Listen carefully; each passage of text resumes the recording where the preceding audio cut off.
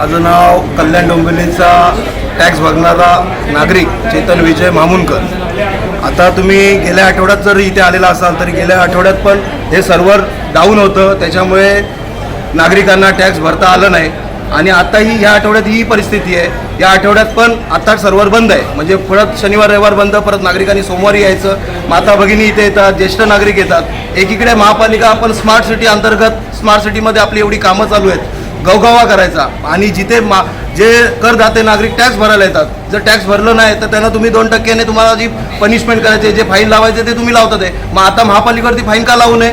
तुमचे सर्व्हर जर बंद आहे, मग ती चुकी कोणाची, नागरिकांची की तुमच्या महापालिकेची? हे पेपरमध्ये बातम्या गेल्या आठवड्यात लागल्या, तरी महापालिकेचे कान उघडलेले नाही आहेत। मग आता नागरिकांनी उठाव करणं गरजेचं आहे। एक सर्वसामान्य नागरिक म्हणून माझी नागरिकांनाही आव्हान आहे, विनंती आहे की जरा बोलायला शिका। मेल वगैरे पाठवा आयुक्तांना, जे कोण आहेत, कमिशनर IAS ऑफिसर आलेले, त्यांनी जबाबदारीने दखल घेतली पाहिजे ना। पेपरमध्ये बातमी लागल्याच्या नंतर पण पुढच्या आठवड्यात हीच परिस्थिती।